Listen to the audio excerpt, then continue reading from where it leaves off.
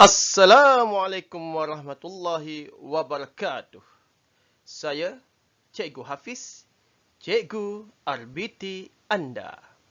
InsyaAllah pada hari ini kita akan belajar berkenaan dengan reka bentuk dan teknologi tahun 6 iaitu unit 1 penghasilan projek. Apakah itu penghasilan projek? Kita tengok slide yang berikutnya.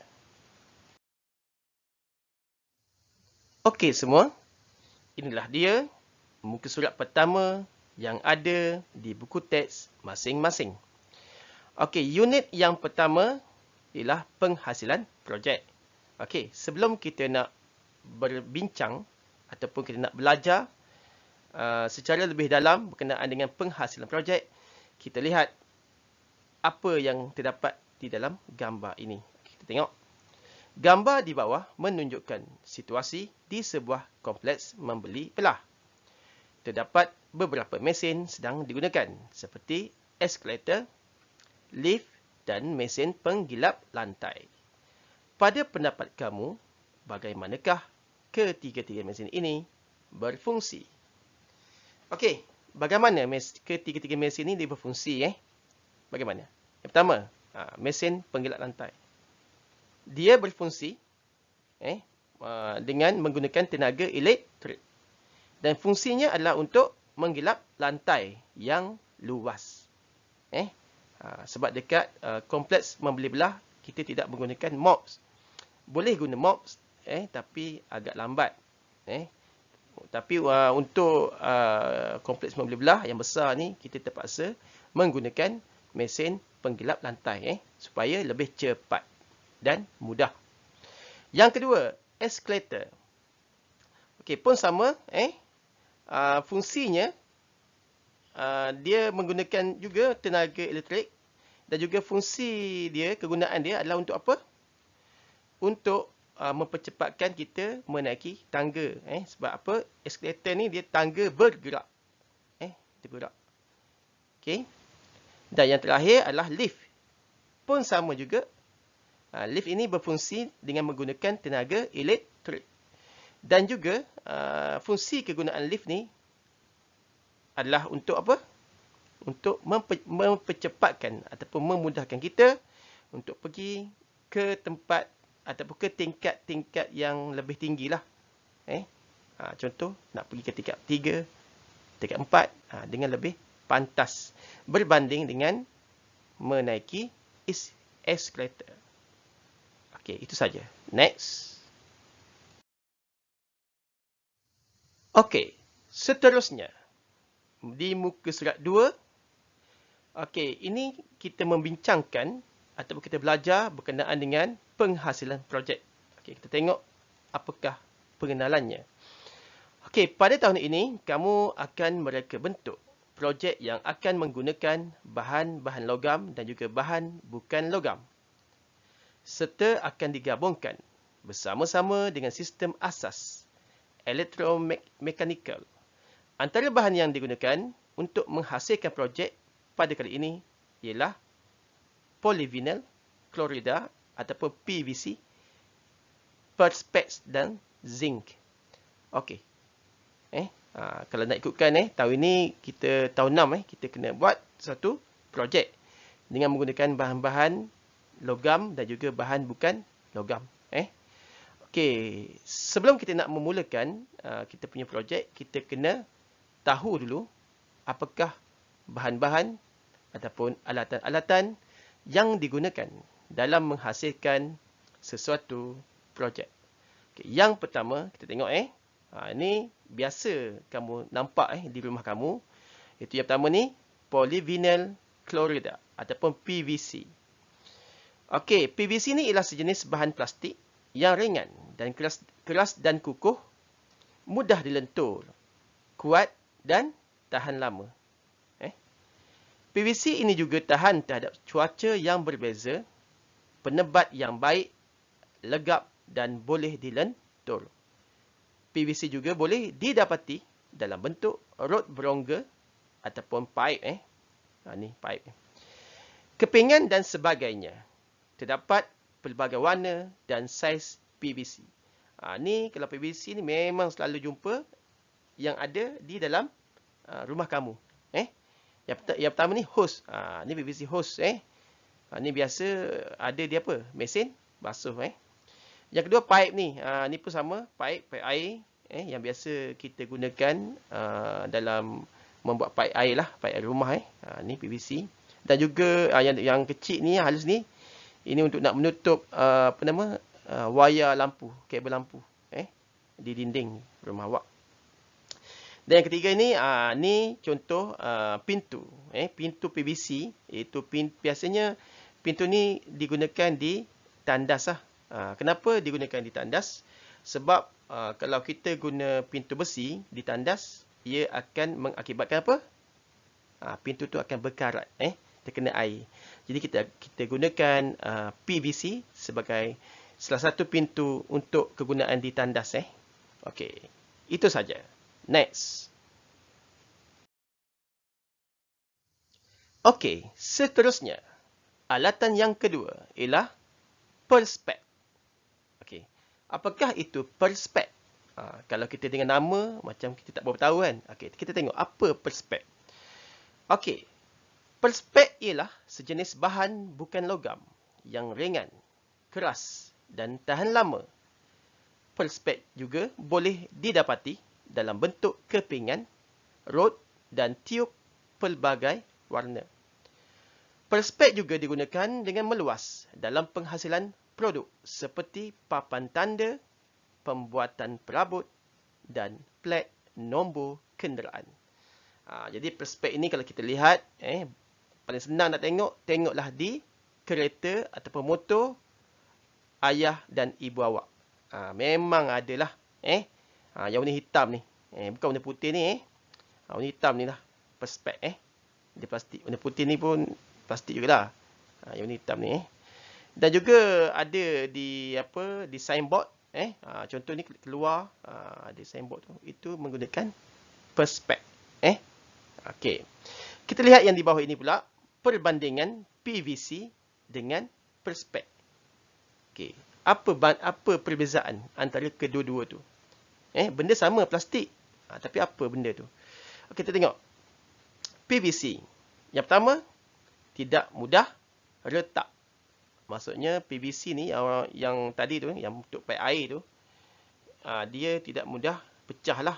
Agak liat untuk pecah. Agak sukar untuk pecah. Tapi kalau Perspex, dia mudah retak, pecah, patah. Macam plate ni. Kalau kita tengok kereta accident, langgar tiang ke apa, nombor plate patah kan. Okay. Yang kedua, mudah PVC ni adalah mudah dilentur. Untuk orang buat pipe pipe air. Satu lagi ni, pendawaian tu, elektrik di rumah tu, dilenturkan pipe tu. Okay. Biasa tengok kan dekat Facebook, orang buat demo macam mana nak lenturkan pipe tu, PVC tu ada. Dia boleh lentur. Tetapi kalau Perspex, sukar dibentuk atau dilentur. Dia agak dikeras. Jadi agak sukarlah nak dibentuk tu. Sebab dia mudah retak, pecah. Dia sukar. Okey, yang ketiga. Okey, PVC pula. Okey, yang ketiga, PVC ni dia murah.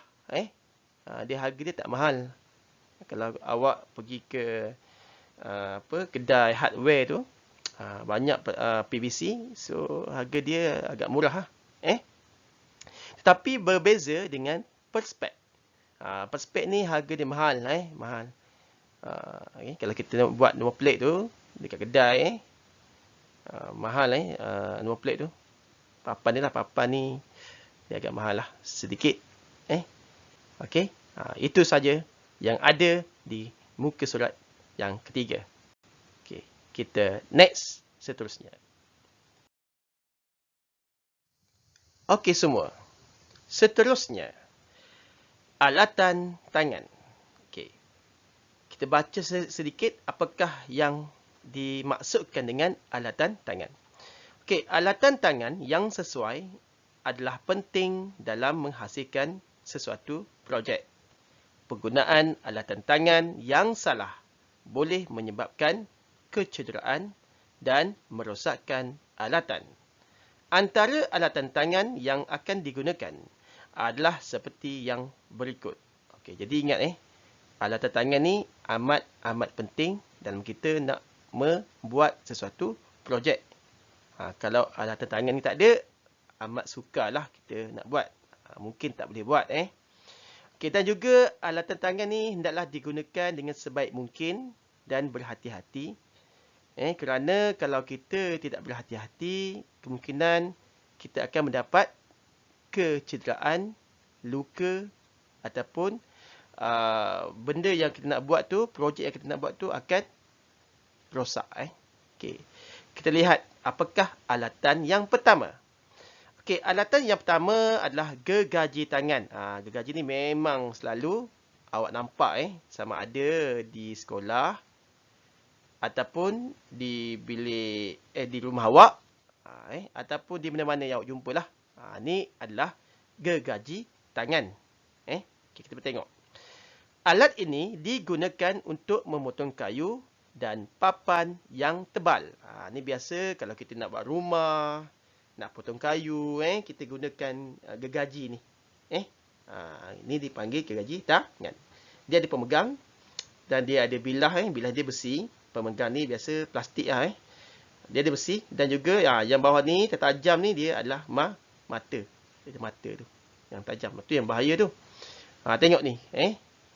Cara nak menggergaji itulah kayu. Tengok dia guna macam mana. Dia ada pakai sarung tangan. Dan dia menggunakan apit G. Ingat, yang biru ni dipanggil apit G. Apit G. Okey. Yang alatan yang kedua adalah gergaji lengkung halus. Okey. Alat ini digunakan untuk menggergaji bentuk lengkung pada bahan yang nipis. Mata gergajinya perlu dipasang menghala ke pemegang. Ni adalah gergaji lengkung halus. Dia gergaji ni kecil saja. Kalau awak tengok di sini yang awak pegang ni, dia kecil. Biasanya gergaji ni kalau kita lihat yang guna ni biasanya ni orang yang membuat pendawaian elektrik. Dia guna gergaji ni untuk nak memotong PVC yang halus tu. Untuk nak dimasukkan wayar semua kan. Jadi tu dia. Dan juga dia boleh memotong papan yang halus, yang nipis, seperti yang dalam gambar ni, dan dia potong bentuk lengkung lah. Sebab tu kalau awak lihat beza antara gergaji lengkung halus dengan gergaji tangan, beza dia di sini dia tempat besi tu bengkok. Dia ada ruang kosong di sini. Kosong. Untuk apa? Untuk nak memudahkan kita menggergaji bentuk lengkung. Mana lengkung nampak? Okey. Jadi maksudnya kayu tu tak terkenalah dekat tiang ni. Sebab dia kan melengkung. Kita nak potong benda yang lengkung. Okey. Pun sama dia ada pemegang. Biasanya pemegang ni kayu dia terbuat daripada kayu pemegang ni. Dan rangka ni rangka dia. Dan yang bawah ni bilah. Dan dia ada mata lah. Okey. Kita pergi kepada seterusnya. Okey. Seterusnya, alatan yang ketiga adalah gergaji kerawang. Ataupun di dalam putih dipanggil scroll saw. Okey. Gergaji kerawang ini ialah sejenis mesin yang menggunakan tenaga elektrik dan motor. Pada mesin ini terdapat mata gergaji yang halus dan sangat sesuai untuk memotong bahagian yang melengkung dengan cepat. Oleh itu, banyak produk dapat dihasilkan dalam tempoh yang singkat. Okey, jadi untuk gergaji kerawang ini, fungsi dia lebih kurang sama ataupun sama macam gergaji lengkung halus yang tadi tu. Apa beza dengan gergaji kerawang? Gergaji lengkung halus dia menggunakan tangan. Tetapi untuk gergaji kerawang ini dia menggunakan tenaga elektrik. Jadi maksudnya kalau macam kita nak potong papan yang melengkung macam ni, ini dia cepat. Dia sekejap je dah siap. Tapi kalau kita menggunakan gergaji lengkung halus yang tadi tu, yang halus tu, agak lambat sebab dia menggunakan tangan. Yang ni dia menggunakan kuasa elektrik. Okey, tengok yang ni memang jarang kita nampak di sekolah pun jarang juga kita nampak. Biasanya kalau orang nak buat rumah ke apa ke, mana-manalah orang nak buat perabot, kemungkinan ada benda ni. Sebab apa benda ni pun dia harga tu pun agak mahal jugalah, agak mahal. Jadi kita tengok ni mata dia. Mata dia halus je, mata dia halus. Kemudian dia ada tapak kerja yang besi ni, dia ada besi ni dia tapak kerja dia. Dan dia ada lengan ni, lengan. Dalam ni, bawah ni dia ada motor, dan dia ada switch untuk nak menghidupkan gergaji terawang. Okey. Seterusnya ialah alatan yang keempat adalah pahat. Ni pahat. Okey. Apakah yang dimaksudkan dengan pahat lah? Apa itu pahat? Okey, pahat Okey, alat ini digunakan untuk kerja memahat, meraut, meratakan tanggam dan membersihkan bucu tanggam. Saiznya ditentukan berdasarkan lebar mata pemotong. Matanya diperbuat daripada keluli. Terdapat pelbagai jenis pahat yang digunakan dalam kerja kayu. Antaranya pahat tepi serong. Okey. Ini adalah pahat pahat tepi serong ni lah, pahat tepi serong tepi serong.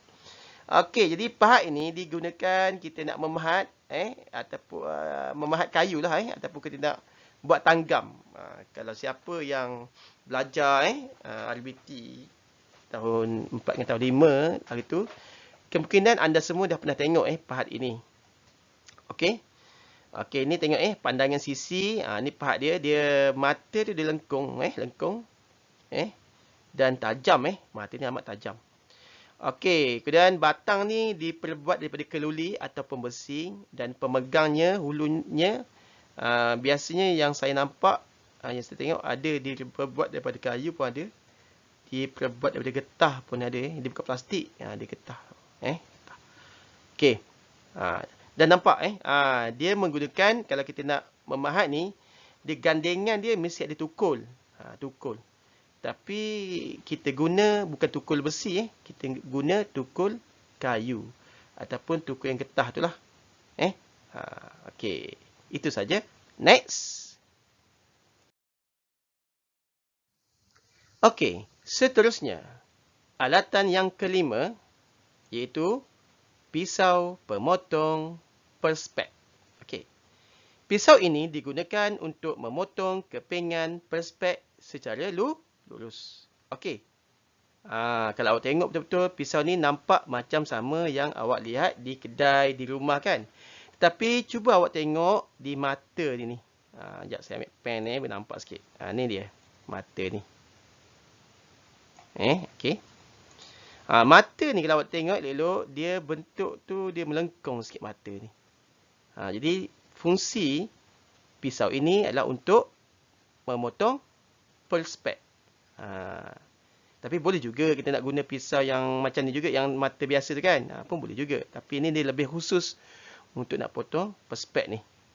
Ni. Okey. Okey, alatan yang keenam adalah apa? Pistol pengokot. Pistol pengokot. Nama pistol ataupun stapler gun. Pistol pengokot. Okey, yang ni biasa awak jumpa di kedai ataupun di rumah awak pun ada, di sekolah pun banyak Okey, alat ini digunakan bersama-sama dengan dawai kokot untuk mencantumkan dua jenis bahan yang nipis dan lembut seperti papan lapis. Jadi biasa stapler gun ni dia bukan macam stapler biasa kalau stapler biasa tu kita boleh stapler kertas kan, benda-benda yang lembut. Tapi untuk stapler gun ni dia untuk mencantumkan bahan yang keras, yang keras yang itulah, dia kuat Okey. Kalau awak tengok nak jumpa dia punya kesan stapler gun ni, tengok di perabot lah. Di perabot rumah awak ada nampak kesan stapler gun tu di tempat cantuman kayu tu lah. Dia tak macam tu. Okey, ni diperbuat daripada besi sebab dia untuk kegunaan yang berat lah. Stapler kat dinding ke, dinding kayu lah. Okey. Ni ada pemegang dan juga dia ada perumah. Okey, ni bisa tengok kan. Okey, yang ketujuh. Okey, ini pun biasa juga awak tengok. Ini nama dia adalah pistol perekat panas. Pistol Okey, hot glue gun. Okey, ni pun biasa. Kalau kita tengok ni banyak di kedai, di rumah awak pun ada, di sekolah pun ada juga. Dia gam panas kan. Ni gam panasnya. Okey, kita tengok Pistol perekat panas digunakan bersama-sama dengan rod perekat panas. Okey, di dalam pistol perekat panas terdapat elemen pemanas yang berfungsi untuk mencairkan rod perekat panas. Rod perekat panas yang telah cair itu digunakan untuk mencantumkan bahan. Ni penting benda ni. Kita nak lekatkan kotak-kotak ke, dia guna gam ni. Dia tak guna gam yang biasa RM1 tu. Kalau gam RM1 tu, awak nak lekat kotak ke lekat apa ke, memang kayu ke apa, memang tercabut lah. Macam ni dia kuat sikit. Biasanya untuk nak melekatkan kotak-kotak lah, kotak ke plastik ke. Kalau kayu tak sesuai lah. Kayu dia guna stapler gun lah. Dia guna stapler gun. Okey. Dan dia menggunakan kuasa apa? Elektrik. Dia ada pemegang, ada picu nak tekan ni. Ni muncung dia. Kemudian dia punya, apa nama tu? Rod perekat panas tu, dia dimasukkan di belakang dia. Dia masukkan dekat belakang ni. Nanti benda tu cair, rod tu cair dan akan mengeluarkan gam yang panas. Dan gam tu kuat Okey, itu saja. Next. Okey. Seterusnya, kita lihat pula berkenaan dengan bahan pengikat dan pencantum. Okey, kedua bahan ini digunakan bersama stapler gun dengan pistol perekat panas. Okey, kita baca sikit Bahan pengikat dan pencantum digunakan untuk mencantumkan bahan supaya dapat menghasilkan binaan yang dikhendaki. Terdapat bahan pengikat dan pencantum digunakan bersama-sama dengan alatan tangan seperti yang berikut. Okey, yang pertama, dawai kokot. Okey, dawai kokot digunakan bersama-sama dengan pistol pengokot ataupun stapler gun. Di dalam pistol pengokot terdapat bahagian yang menempatkan dawai kokot. Dawai kokot perlu diisi semula apabila habis digunakan. Jadi kalau dawai ni, dawai kokot ni, dia berbeza dengan dawai kokot yang biasa. Dawai kokot biasa yang kecil tu, dia untuk tugas yang ringan. Kalau yang kecil tu, stapler kertas bolehlah. Tapi untuk yang dalam gambar ni, ini adalah dawai pengokot yang besar. Yang kuat tu, besi tu ada keras sikit lah. Digunakan untuk stapler gun. Okey, nak mencantumkan benda-benda yang keras. Dia sesuai lah ni. Okey, yang kedua. Rod perekat panas ataupun hot melt glue. Okey. Rod perekat panas digunakan bersama-sama dengan pistol perekat panas. Bahan ini boleh didapati dalam bentuk rod bulat pelbagai saiz. Pistol perekat panas juga akan mencairkan rod perekat menjadi glue ataupun gum. Glue cair ini digunakan untuk merekat bahan sama ada yang sama jenis atau berlainan jenis. Ni yang tadi dia bentuk dia, kalau awak pergi ke Mr. DIY ada kedai buku pun ada. Dia lembik benda tu lembik, dia macam kertas lembik itulah. Dia gam lah, dia sebenarnya gam gam yang telah dikeraskan, dilembikkan Dan benda ni dimasukkan melalui belakang ni. Dia dekat pistol ni, pistol apa nama tu? Perekat panas ni, belakang ni ada lubang. Jadi dia masuk ke lubang ni dan terus masuk ke depan ni lah. Lepas tu di sini dia ada macam ada pemegang dia. Jadi pemegang ni lah akan bawakan akan pegang rod ni dan dia akan terkena pada yang besi depan dia, yang panas ni. Depan ni. So benda ni nanti dia akan cair dia akan cair dan dia akan jadi gam. untuk nak melekat benda-benda yang kuatlah sikit macam kotak dan sebagainya. Okey. Okey. Jadi itu saja untuk hari ini. Kita belajar berkenaan yang tadi tu kita imbas balik yang tadi kita belajar berkenaan dengan bahan logam dan juga bahan bukan logam. Okey. Bahan bukan logam yang kita belajar tadi ada dua. Yang pertama PVC, yang pipe-pipe tu. Dan yang kedua adalah Perspex, yang number plate. Okey. Seterusnya bahan logam itu alatan tangan yang kita belajar tadi. Yang pertama gergaji tangan, kedua gergaji lengkung halus, yang ketiga gergaji kerawang, yang seterusnya pahat, dan apa lagi? Kemudian ni pisau pemotong Perspex, yang mata melengkung sikit tu. Kemudian inilah tadi stapler gun dan juga pistol perekat panas. Itulah tadi bahan-bahan dan juga alatan-alatan yang digunakan untuk menghasilkan projek pada tahun ini. Okey. Jadi insya-Allah kita akan bersambung pada episod yang lain pula. Jadi saya nak awak tunggu episod seterusnya. Jadi insya-Allah lepas ini saya akan bagi latihan. Okey. So, itu saja daripada saya.